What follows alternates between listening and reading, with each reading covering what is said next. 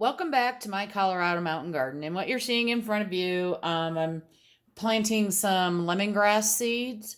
Lemongrass is a tropical plant. I'm going to grow it not only to eat, but also as almost like a little bit of an ornamental. So instead of using spikes, that's what I call them, a plant that's spiky looking to give height to a planting pot. I'm going to grow the lemongrass because then I can eat it. And those ornamental pots are out where the deer can get to them. But typically, if it's not a drought year, the deer don't really like them. Um, you can use the leaves to make tea. You can use them in a bouquet for stews, soups, stir fry.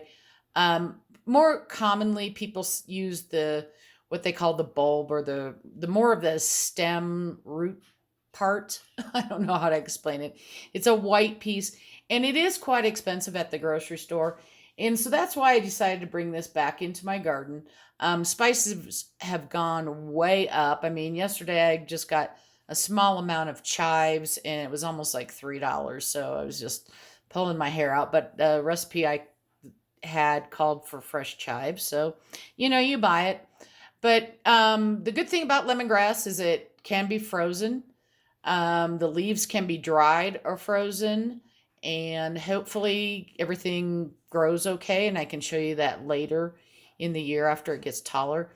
And then the other thing I'm going to try this year versus planting more lemongrass next year is actually overwintering a plant here in the house. Now, I'm not going to bring in soil from the outside. I'm going to grow it as a house plant, but I am going to, before it freezes, take some cuttings. And as long as I pull I'm going to call it a bulb, pull the bulb or the stem out right where it roots, then I should be able to put that in water.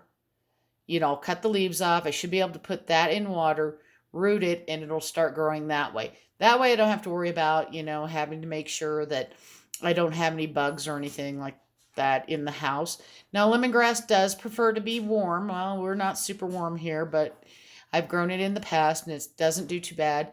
The more light, the better. But some of the areas that I'm going to grow it in aren't going to be as much light. Now the plant's not going to get as big, but I don't mind. I don't need big, huge, thick stalks for what I do and how I cook. So, I'm not cooking for a restaurant or anything like that where they want bigger stocks so that it goes farther because they're making more volume of food, I guess that's how I'll put it. So, what I did on here is most of this is already planted. So, this is seed starting mix. And that cell right here is the only one I haven't covered. Now, because this is just like most grasses in general, it needs light to germinate. So I'm only going to put a tiny bit of soil over the top. And this is still just my seed starting mix. And I'm going to tap it down. And it's okay. You see a few little seeds up in here if they're not fully covered. Just like if you put grass on your lawn, you don't go and make sure every seed is covered up. But since this is a tropical, it is going to be on my heat mat. It will have a dome on it, and it'll remain on my heat mat for quite a bit, even after it germinates. Now, I may take the dome off because once the seeds germinate, then I don't need the humidity as much. But we'll come back and, I think the last time I grew this, it took 4 to 5 days before I started seeing any sort of sprouting. But it's just fun. I happened to get these seeds from M.I. Gardner this year, but they're available at most seed companies.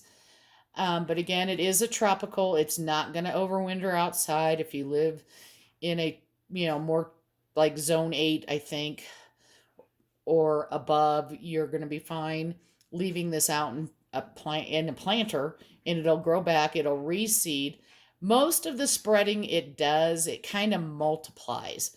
like chives. So those little bulbs kind of,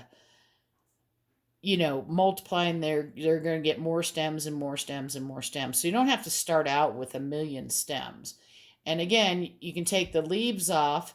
If you take the stem off, if you don't cut it all the way down, then it'll shoot out more. So depending on how much you need for your cooking, maybe you only need a few tablespoons or whatever of chopped up lemongrass. You can do it that way.